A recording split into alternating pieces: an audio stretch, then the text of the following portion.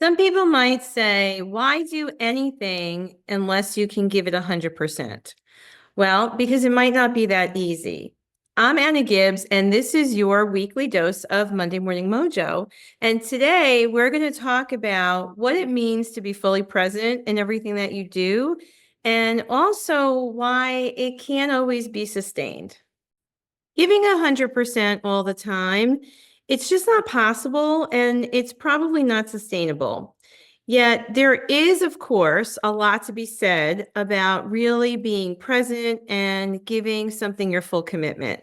And when we're at work, if we could come in with our energy, our passion, and our authenticity and really give everything that we're doing 100%, we could see that it would be a path to growth in our career. It would be an opportunity to really show the team and the leaders around us what we're capable of and what skills we have.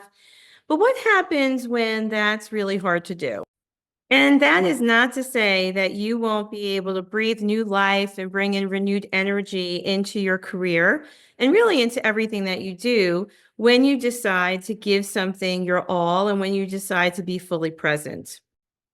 And I think being really present at work begins before you even get there. Before you even arrive at your workplace, whether it's an office or a mobile site somewhere or your living room, I think it starts with our attitude, it starts with our beliefs, it starts with our mindset.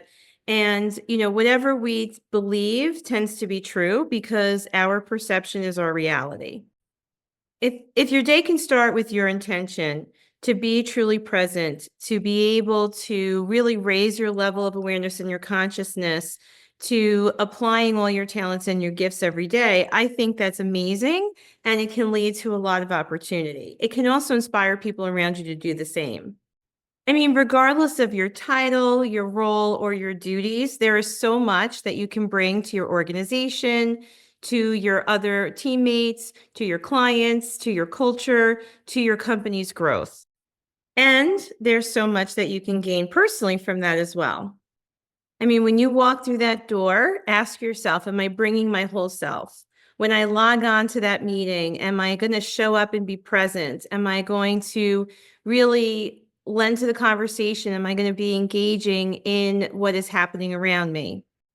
Your commitment to bring it and to always offer the best of you is really your commitment to doing things at a high level. And it will make a huge difference, not only in your environment and to the people around you, but in your career and in your life.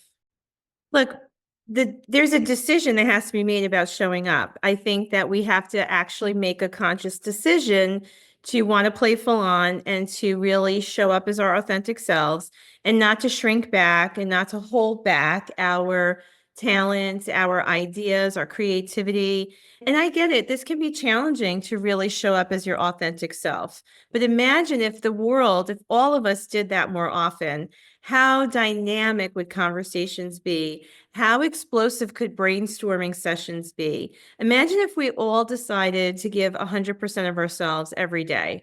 Now, like I said, this concept, this idea, it might be hard to do sometimes. And it's going to take some balancing. It's going to take your willingness to show up and do all the things that we've been talking about. But it's also going to mean that you're going to find ways to refill your cup, recharge your battery, and also to protect your boundaries. And as I was preparing this conversation today, as I was thinking about what I wanted to talk about on the podcast this week, I got thinking about this and I started to look at it from both sides of the coin, you could say. And while I think there's so much that we can give and so much that we can gain by choosing to be present, by choosing not to check out, by really showing people that we care and that we are committed and we want to be engaged and we want to share knowledge and ask questions in our jobs and our businesses, I get that sometimes it could be challenging too. And I want to explore that with you as well, because I think there are times when we might hold back or check out, and it could be for many different reasons. Over the last few years, there's a term that has become a little bit more mainstream and a term that has come up in a lot of things that I read and in our environment. And that is something called quietly quitting. And even though it might feel like we've been talking about this concept maybe more since COVID, I believe that this concept of quietly quitting has been a part of human behavior for much longer than that.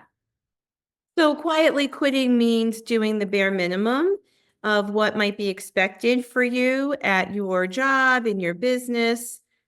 Maybe it's just fulfilling your basic responsibilities and not going the extra mile, not doing anything that is beyond your basic job description. Now, this feeling of not wanting to give more or to not go above and beyond could come for some of us for many reasons. I think these feelings can stem from being perhaps feeling unfulfilled, feeling overwhelmed, feeling like you might even be overworked. And then all of those feelings lead to disengagement. So it leads to this silent protest. It's where we decide that because things are not feeling optimal for us, again, depending on many different reasons for some of us, whatever it is that's causing us to feel all those things, being overwhelmed, being perhaps taken advantage of in some way or not appreciated, all of that just leads to us slowly retreating and feeling more and more disengaged.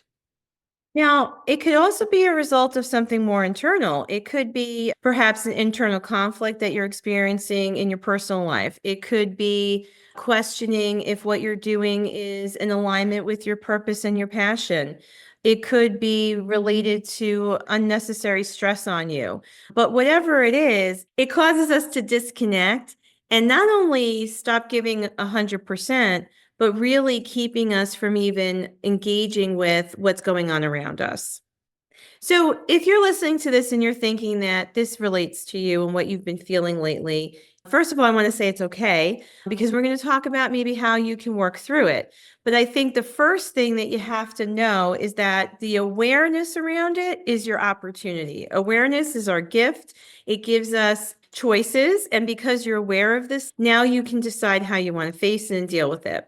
But if you've been experiencing a sense of not feeling motivated or not engaging or not feeling like you want to do any more than what is just minimally required of you in your job, or maybe it's even in your own business, because that certainly can happen. I think it's important that we take a moment to ask ourselves some questions. And I think it's important for you to think about who you can talk to, right? Who can you trust, whether it's in your organization or maybe outside of your organization? Who can you talk to that will help you work through some of these feelings? Who can you trust so that you can be super honest and very vulnerable about it? Because I would venture to guess there's not one person in the world who's not experienced some level of this. So remember, you're not alone. So while I can normalize it a little bit, I also want to say it needs to be addressed because you need to understand that you are not doing any service to yourself or others if you allow yourself to stay stuck in this feeling of being disconnected, disenchanted, uninterested, overwhelmed. If you've been experiencing burnout or feeling like you have to put up certain boundaries, or you just have lost interest perhaps in the work that you do, it's important that you address it because listen, you have every right to do what makes you feel fulfilled. And your environment around you, the people in it, your organization, the people you are working with and for, your clients, the community around you, they all deserve to work with people or be serviced by people who really like what they do and who want to do it every day, who want to get up and do it. And look, that doesn't mean that you're not going to have challenges, and that doesn't mean that there aren't going to be some days that are harder than others. And let's just be honest, no day is perfect. And John Maxwell says that in a leader's life or in an entrepreneur's life, there are never two great days in a row. So listen, life is always full of opportunity and it's always full of its challenges. And businesses are no different. So yes, there are going to be times when it's stressful. There are going to be times when it might be challenging. We have to know that we can figure it out, whether it's on our own or with another person in the organization or seeking outside counsel. There's always a way. So it's not to say that we expect life to be easy. It's just that when there are challenges, when we do need to overcome something, when we need to figure it out, we want to know that we can do that because we are still in alignment with the cause, with the work that we do, with the product or service that we want to offer. And listen, if you find yourself in a situation or in an environment that just doesn't line up for you anymore, as challenging as that is to really be honest with yourself about, you have to deal with that too. You can't continue to be miserable in going to work every day if it just isn't supporting you. So let's just dig into this a little bit more. Let's just be real about how you're feeling and how you can overcome this. Now, some of you listening to this, maybe it's not you that's experiencing it. Maybe it's a spouse or a partner. Maybe it's one of your team members that now that you're hearing some of this, you're thinking, is that what's going on? Have they been feeling less motivated or are they disengaged because something's changed in our alignment? What is going on? And that's the thing. That's the key, everyone, is that you have to be willing to stay neutral. You have to be willing to stay in curiosity and you have to be willing to ask the right questions, whether it's of yourself or of someone else. And if you are experiencing that with a team member, I think the first thing you have to ask yourself is who is the right person to help that individual work through this? It may be you, it may not be you.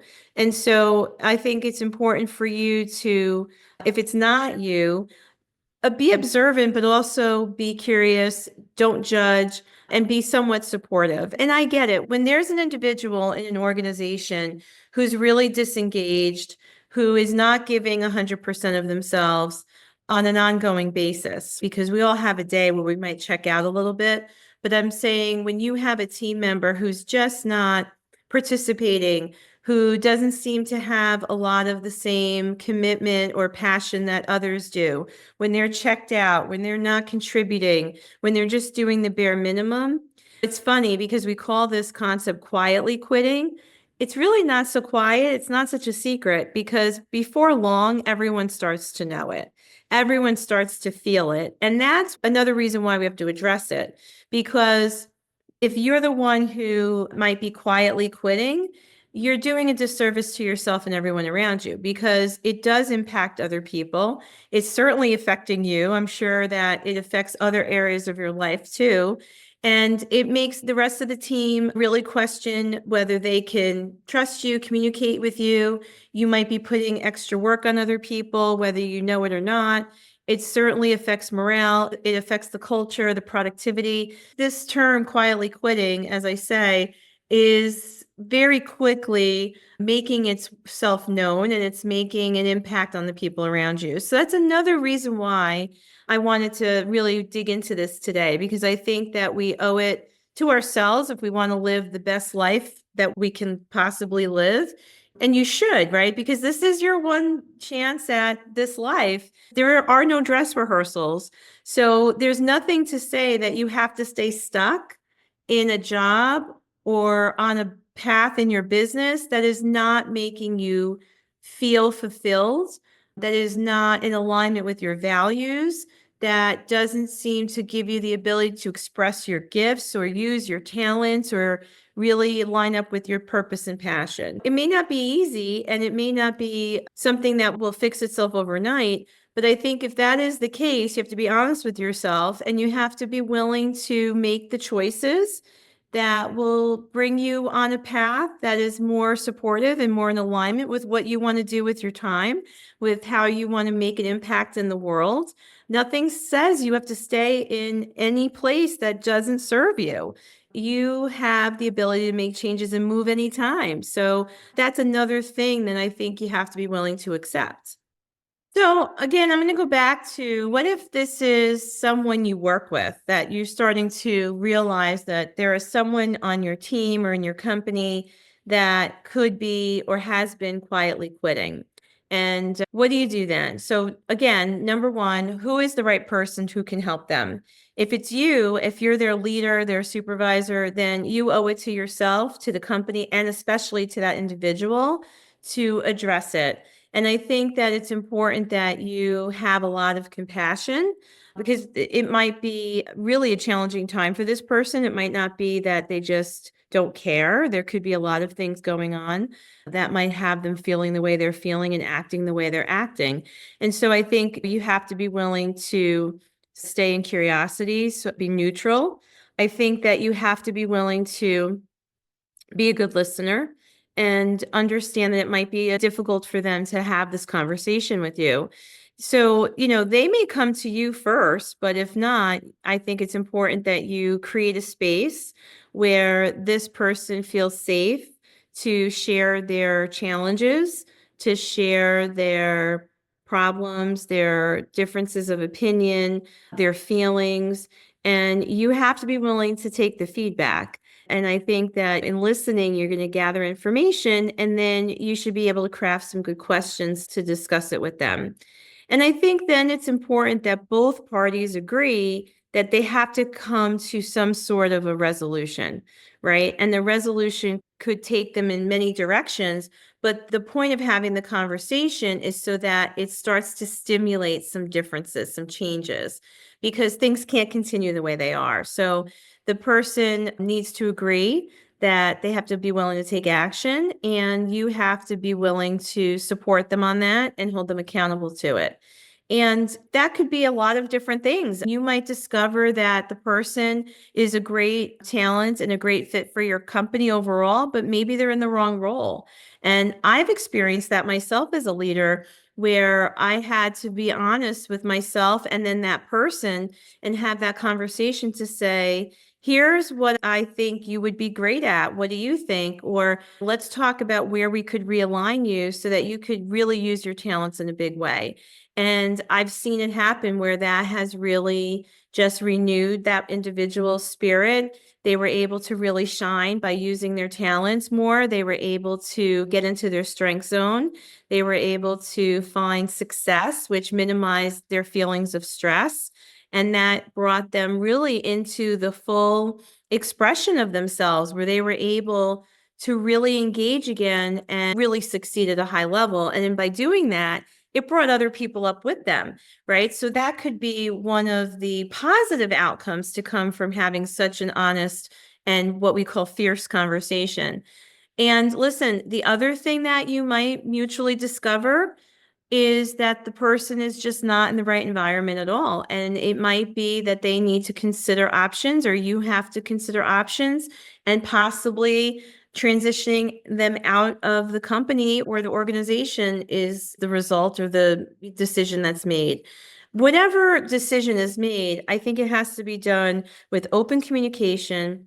It has to be done where everyone is in agreement. It has to be done with expectations being clear, with a level of respect and compassion for each other, so that there is trust in that. And you really can lead this person to the right decision that is a better outcome for everyone. Now, again, I'm going to flip the coin. Let's say that you are the person who might be quietly quitting in your organization. Okay. So again, who can you talk to? And how important is it for you to move out of these feelings? Because I'm sure if you're honest with yourself, it's really taking its toll on you in many ways. And even if it's your choice to pull back or disengage, it can't feel good. And it's got to be very stressful. And I think it's important that you think about who are the people or the person in your life that you can talk to. I want to encourage you to find someone in the organization to talk to. And I understand that this can be a little overwhelming, but there has to be trust. And it's only a matter of time before the way you're acting, the way you're feeling, you're quietly quitting, if that's what we want to call it, becomes noticeable. And so before someone comes to you and says, we have a problem, it may be really more proactive for you to be able to go in and speak to the people who can make a difference for you. In other words, don't talk to your office mate if they are not the person who can really make a difference in your world. If they don't have the power to do that, that's not really productive. I think you have to be willing to go to the people or the person who has the power to help you see different choices and options. And again, similar to what I just talked about, if you're the leader receiving this, you have to know that you have to stay also in curiosity. You also have to be willing to open up communication, to be able to share what you're feeling. And I think it's important that you also are open to feedback, because you might hear some things about the way you've been showing up or the way that you are responding or the actions you've taken or haven't taken. And that may just become part of the conversation. So you have to be willing to hear that and be open to feedback. I think the most important thing, though, before you even go to speak to anyone, is just get clear in your own mind about what's going on, what you're feeling, why you're feeling it. I know that everyone's perception is their reality. And just make sure that you ask yourself enough questions around, is this true? Is this really what's going on? Or is it something more internal about me and what I'm going through right now? And again, we've all been there. I just need to say that it's okay if you find yourself feeling this way. It's just not okay to stay there, because you deserve better than that. And so do the people around you.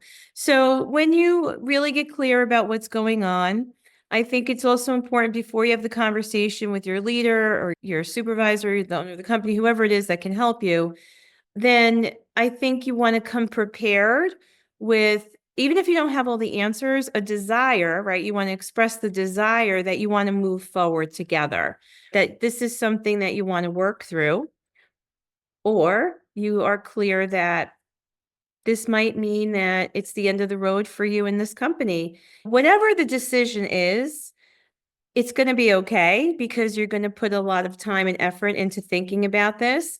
And even though you may not have all the answers, you want to seek out people that can help you, right? So maybe you talk to a career coach first. Maybe you plug into other resources like podcasts like this.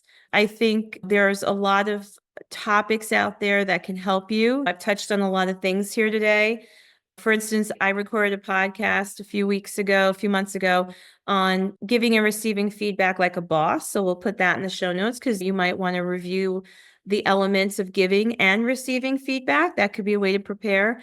So there are ways that you can get ready for this conversation, whether you're the person who's experiencing being disengaged, or you're the person on the other side of the conversation who wants to help the person who's feeling disengaged. I think it's important that you take some time to think about that and really be ready to address it. The important thing for all of us to remember, no matter what side of the conversation we're on, is not to label this person in any way, or ourselves, because it's not that you're not a great contributor, or that you're not ambitious, or that you're not intelligent, or fill in the blank, right? It's that you're feeling something that is becoming a bigger focal point in your life and getting in your way of connecting with the things that you want. And so we have to be able to acknowledge that this could be temporary. And again, if we're the person who is a leader and or an owner in a company, and someone in our organization is feeling this way, it's important that we also really stay in a place of wanting to understand, seeking to understand what's happening. And I think that's really an important part of this, because we're all just humans working together, traveling this life together. And if we could try a little harder to understand what might be going on, it could open up a world of possibilities.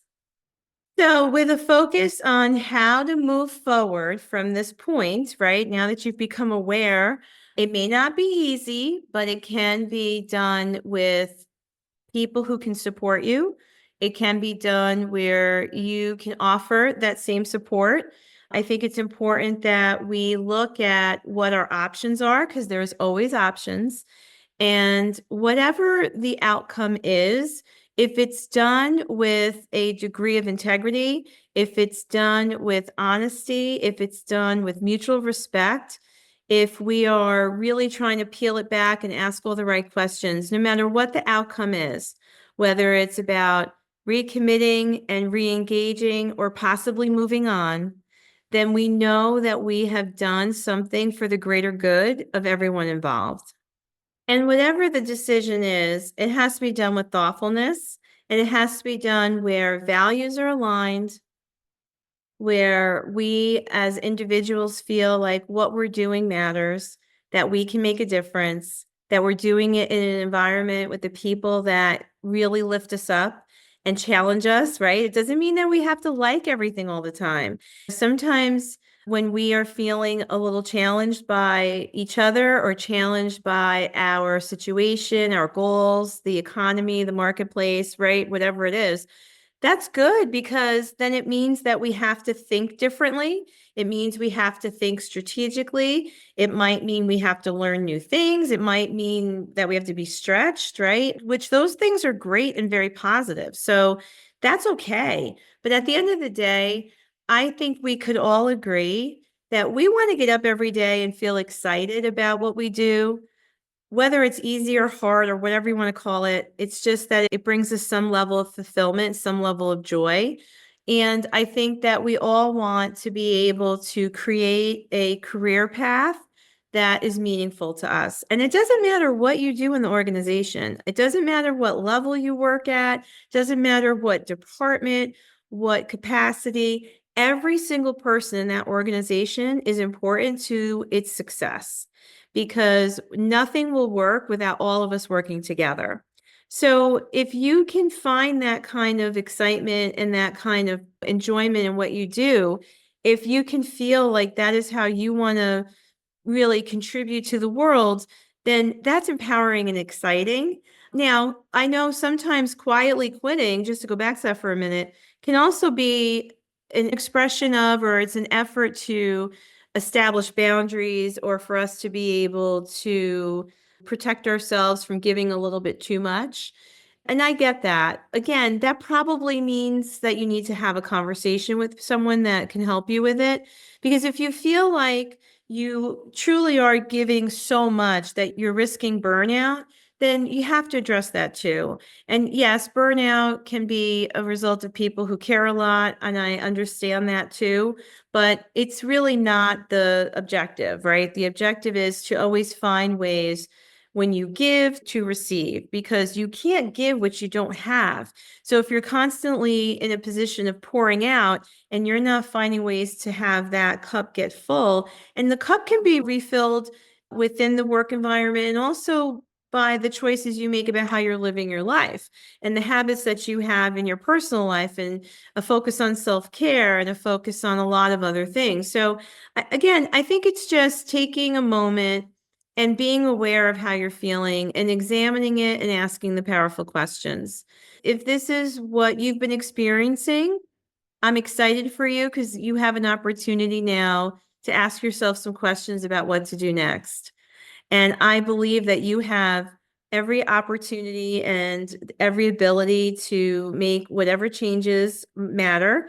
And that's what life's about. Life is about changing, and life is about evolving, and life is about learning, and all of that means growth. So congratulations on your growth. I'll see you next week.